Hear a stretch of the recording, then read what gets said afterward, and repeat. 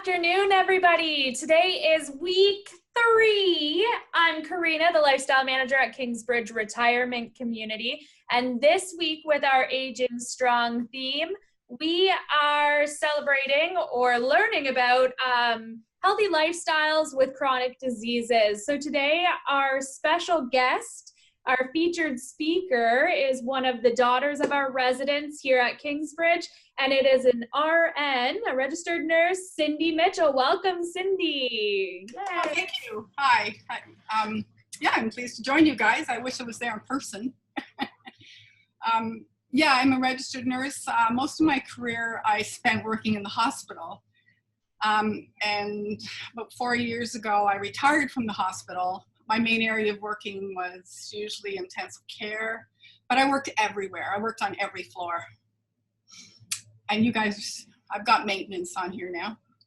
But so I worked on every floor just because we moved around a lot and I had to wait for positions. So I consider myself jack of all trades, master of none. Can you guys hear me? I can't hear you. Okay. Yeah, I've muted okay. everybody. I've muted everybody, so Okay. The show is yours, Cindy. Okay. So 4 years ago, I did start working in an infusion clinic, and I only work 1 day a week. It's a perfect job. I'm glad to be out of the hospital now. So that's about my background. And my mom, I can see you, Mom, in the theater there. Wave. Yeah, it's you. You're so far back, I can't quite tell. That's my background for participating in this as a registered nurse, because I participate in teaching painting classes. I don't usually do nursing things, seminars. So you guys can start if you want. Well, the show is yours, so if you want to Okay. PowerPoint, then you go ahead, and Okay. what we'll do is we'll have question and answers at the end of the session. Okay, sounds good. So I'm going to share my screen with you, all of you. It's easier to follow through and read and remember things visually. So I've been asked to do some information on healthy lifestyle, even with chronic diseases. So first of all, what is a chronic disease? There's many, but the definition is a human health condition or disease that is persistent or otherwise long-lasting in its effects, or a disease that comes with age. The term chronic is often applied when the course of the disease lasts for more than 3 months and requires ongoing medical attention and or limits activities of daily living. So the most common chronic diseases are arthritis, heart disease, cancer, lung disease, which includes asthma, COPD, emphysema, stroke, Alzheimer's, diabetes, kidney disease. Now there's so many more other chronic diseases. We could talk about this all day. These are the most common.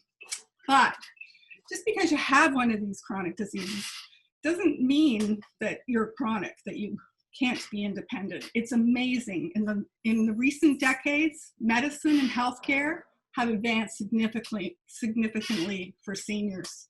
And I have seen this, experienced this myself, but just by watching what goes on in the hospital. What we used to do years ago is say, well, it's over. And now it's just amazing how strong with chronic diseases that people can live and how much longer they are living.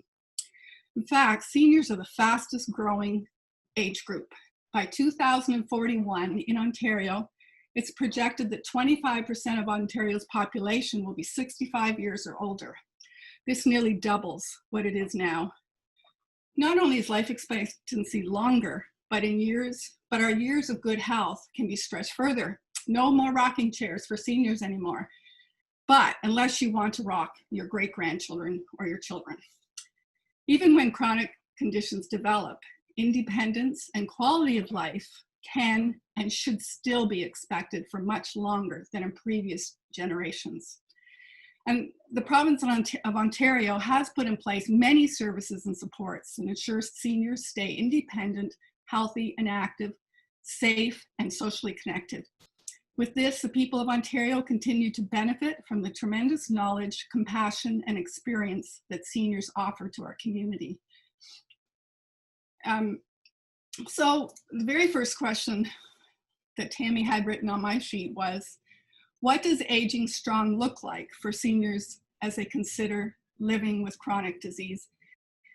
I still say in most cases that even if you don't have a chronic disease, people with chronic diseases can live mainly like other people with help and support.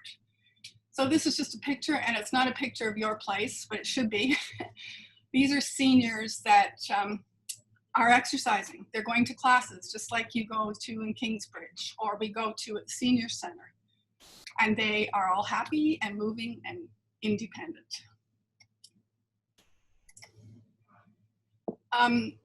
There's many things that can bother us as we age. Memory and physical changes can be frustrating, even for me too. But the good news is that thanks to decades of research, you can learn how to get your mind active. There's various strategies we can all use to maintain cognitive fitness. As I'm sure you know, keep learning, challenge your brain, pursue a hobby, learn a new skill, volunteer, or mentor. Use all your senses. The more senses you use in learning something, the more your brain will be involved in retaining the memory. Challenge all your senses as you venture into the unfamiliar. One of the main things is believe in yourself. Never say, oh, I'm too old for that. If you really want to do it, you believe in what you're doing. Myths about aging can contribute to a failing memory and physical decline. Older learners do worse on memory tasks when they're exposed to negative stereotypes about aging and memory, but better when the messages are positive, as with any age group. We've seen this in our children. They were negative, gee, you can't play the piano. You'll never learn that. Well, then that's what they believe. Prioritize your brain use. Keep your mental energy for important tasks when learning new things. Sometimes we're trying to learn something and it's like, oh, I'm not going to learn it. It's just way too much. But try. If you really want to do it, try to prioritize. Take advantage of smartphone reminders, calendars, planners, maps, shopping lists, file folders, address books to keep routine information accessible. Repeat what you know. When you want to remember something you've just read or thought about, repeat it out loud and write it down. That way you can reinforce the memory or connection. Often if you're introduced to somebody, I will repeat their name. And I also will give, if somebody says, oh, Joe, his name is Joe. So I think Joe Blow. And then you see wind around him. And next time I see him, I say, oh, hi, Joe, but not Joe Blow. Space it out. Space out what you have to learn. Spacing out periods of study helps improve memory and is particularly valuable when you're trying to master complicated information. So strong healthcare with chronic diseases. With a chronic disease, you too tend to seek medical help more often. This gentleman is just saying to his wife, my social life has really picked up lately with all these health clinic visits. So he was probably at home, never went anywhere, and now he has to go visit members of the healthcare team. And gee, I'm kind of having fun getting out and seeing people and what's going on. But the problem is when you go for an appointment, which can be with any healthcare team member, can be overwhelming. So prepare for your appointment. Make a list of your concerns and medications. Prioritize your list. The worst first, because as you know, you can sit in the office and the doctor can come in and say, well, you can only have one problem for this visit. You'll have to come back for another problem. And that is so overwhelming. Plan to update your doctor, any new medications, problems since your last visit. You do have a right to be there. Give accurate information and ask pointed questions. Speak up. Don't minimize problems. Don't think, oh, well, I had a little bit of indigestion last evening. There's really no reason for it. Okay, I won't mention it. If it's an ongoing indigestion, yes, you should mention. Don't minimize it. Ask questions and listen. Focus on what the doctor's saying. Take notes or record the conversation if possible. Have a friend or family member along with you, and they can act as your second set of ears or someone to take notes.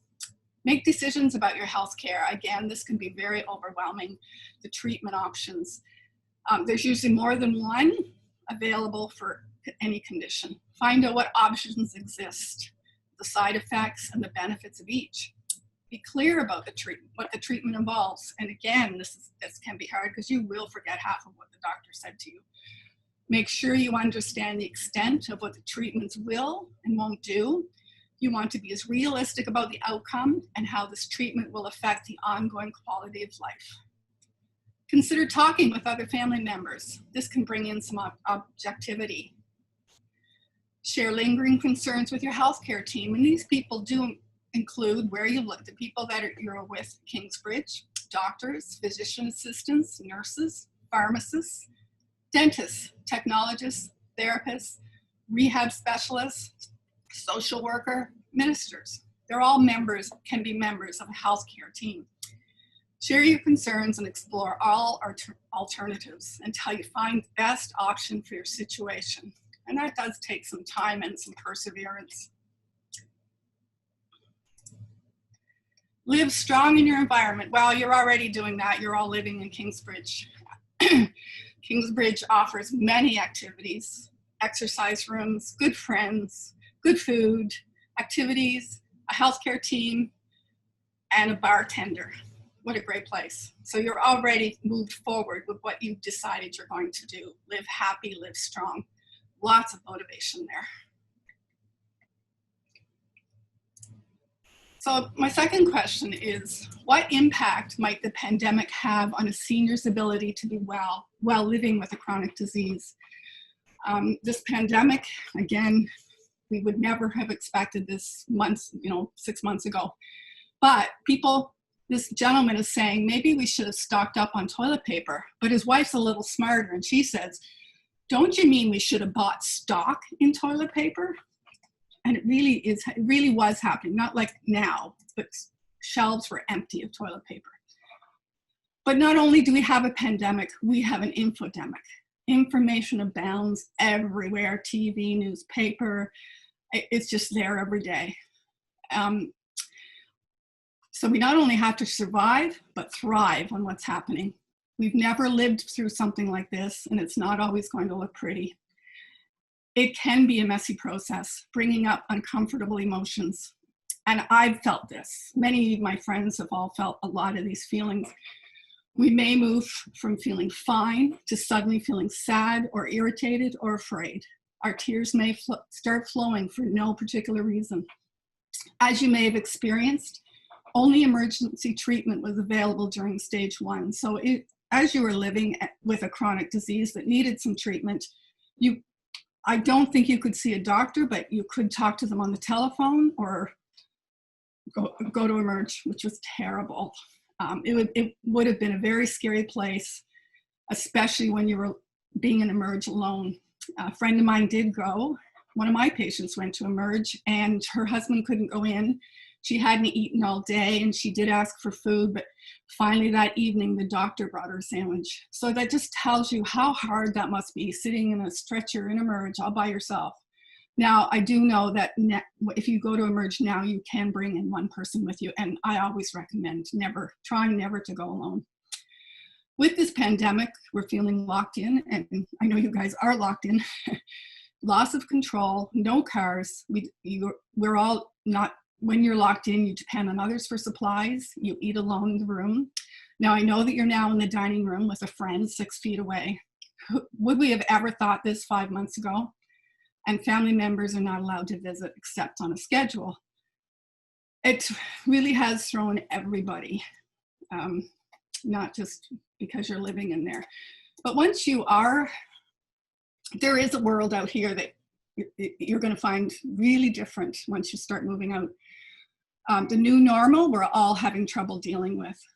When you get out, anxiety will increase due to lineups, restricted access to doctor office, dental, etc. I had a doctor appointment 4 days ago and I thought it was in her office. So I went and called in and said, can I come in now? And she said, Cynthia, you're not coming in the office. This is a telephone appointment. Oh, so, we all have a lot of information out there, and I was really surprised. So I went home and talked to my doctor on the telephone. In the stores, Shoppers Drug Mart, grocery stores, there's arrows in the aisles of the stores. I always go the right way. It's just when I look down, the arrows are pointed in the wrong direction.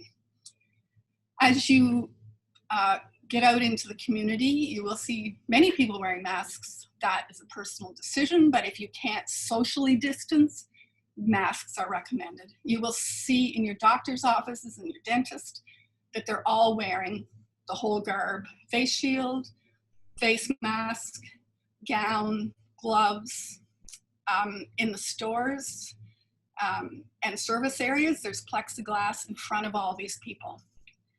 So what I find at times is because they've got a mask on, they're behind plexiglass, they have a face shield on. I've missed what people are saying lately, and I've interpreted wrong a couple of times. And I don't think we realize how much we count on lip reading. So when I tried to figure out why I misunderstood what they were saying, this is what I came down to. We're not used to talking with masks on, and we're not used to looking at people with their mouths covered. Social distance will be maintained for a long time. 6 feet away is about 2 arm lengths away, and it will be enforced. So when encountering someone, it is expected that you or the other person move out of the way. And this especially happens when I'm out for a walk on a sidewalk or in the park and somebody's coming towards you. So you or them are expected to get off the sidewalk, walk around on the grass so that you maintain that 6 feet away. No more handshakes. Right now, no kisses or hugs. And I did hear on the news that we're not allowed to sing and dance right now either. And that does make me sad. So you greet with a wave instead of a handshake. Stay home as much as possible. Yes, we probably do, including meals and entertainment. There is no entertainment out there. And for meals, my husband and I did go to a restaurant on Saturday evening to the outside part of it, which was nice, but the food was delicious, but it's not the same. And it was cold, so we weren't allowed to go in the restaurant. So if you do get out, be aware of that. You're going not in any restaurants. Grocery shop once per week. I only go once per week because I find it frustrating. I go in, get what I want, and I leave. Conduct virtual meetings like we're doing right now. This is not like a personal meeting, but it's what we have to do right now. I can't see your faces. I can't feel what's going on in the room. I'm talking to my computer, but that's life. And you can use technology to keep in touch with friends and family. I'm not sure what we would have done, 15 years ago when we didn't have technology. We got stuck like this. So this cartoon, did we look like we made our reservation online? Well, this is not all the seniors anymore, but this is a senior saying, he wouldn't even think about it. Seniors represent the fastest growing demographic of internet users. Approximately 70% go online. Not only do we go online now to make reservations, we go online to look at the menu, because as we were eating out the other night, we were not handed a menu. We're not to touch the menus. He just gave us like an iPad to look. So you quickly had to decide what you wanted to order. And the menus are much smaller than they used to be. So what kind of risk factors should a person be wary of as they consider healthy living while dealing with a chronic disease? Again, this is even if you didn't have a chronic disease, you would want to think about this. This lady is afraid of falling. So she says to the staff member, I'm lying here permanently to reduce my risk of falling. Well, this is a risk if she were to lie here forever. When the benefits outweigh the risk, we can be gained as much more significant than what might be lost or risked. I think you should get up, this person is probably going to say to this lady. The benefits outweigh the risks. So you have to weigh one or the other. I shouldn't go racing down the 401 at 200 kilometers an hour, or I shouldn't go driving and just see the scenery. Weigh the risks. And this man is realizing he has too much risk. He probably went on the 401 at 200 kilometers an hour. But other health risks include tobacco use, the harmful use of alcohol, raised blood pressure, physical inactivity, raised cholesterol, overweight, obesity, unhealthy diet, raised blood glucose, depression, isolation. And it's just been proven lately that loneliness is now considered a bigger health risk than smoking.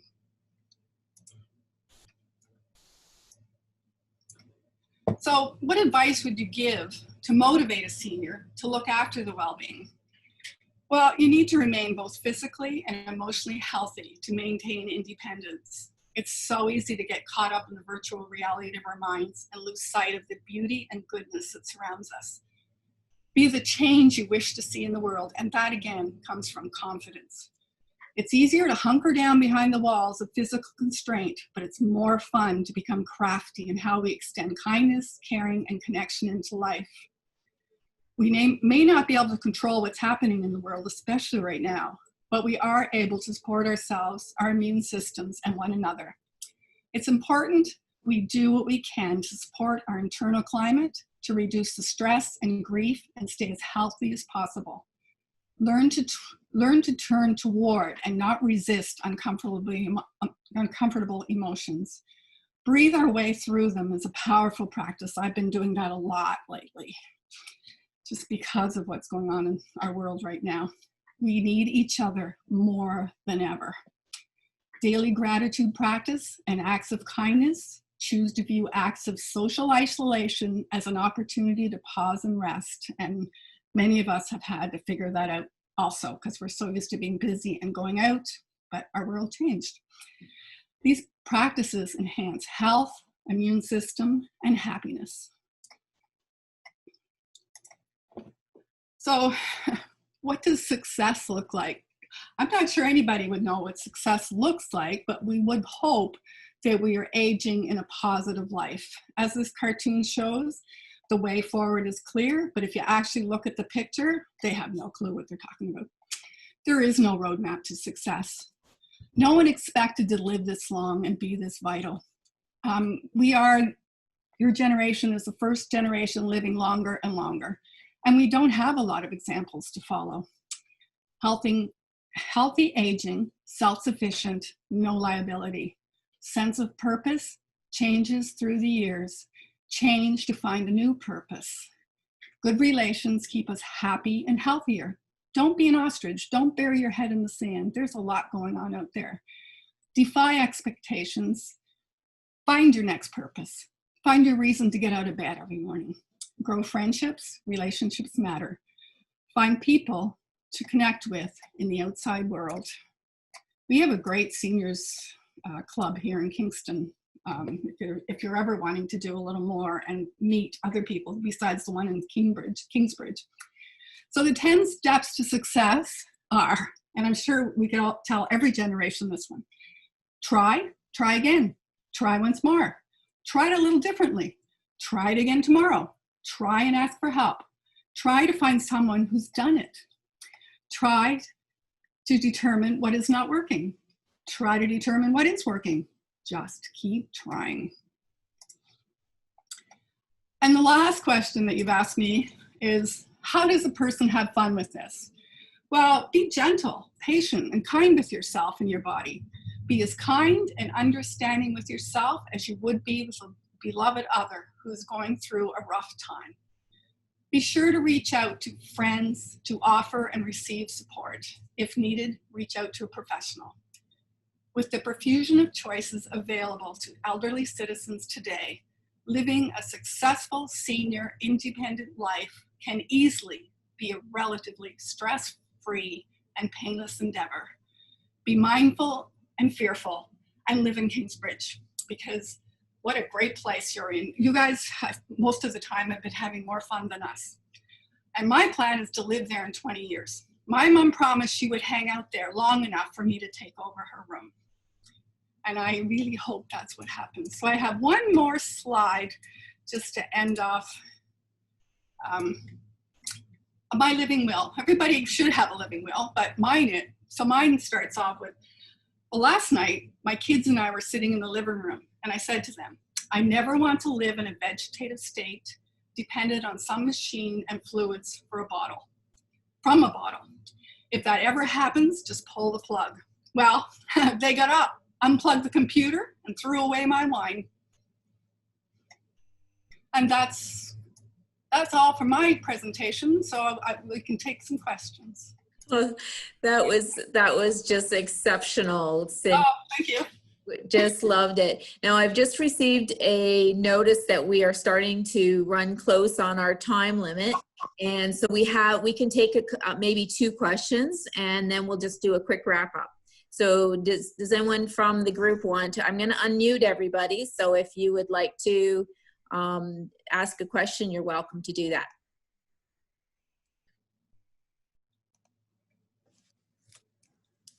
Does anyone have any questions at all?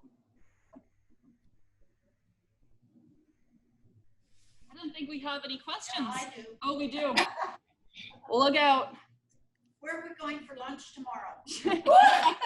I'm not allowed to take you for lunch tomorrow. I'll have to get permission from Tammy.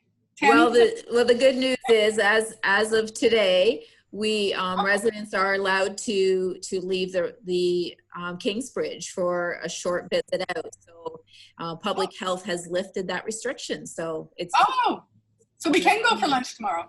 You can go for lunch On the patio. There you go. There you Wow. Okay. Well, you look online and you book it. And then look at the menu while you're online. go. Any more questions from the group? Who did the art there? Behind, Jim over here would like to know who did all the art. behind your background.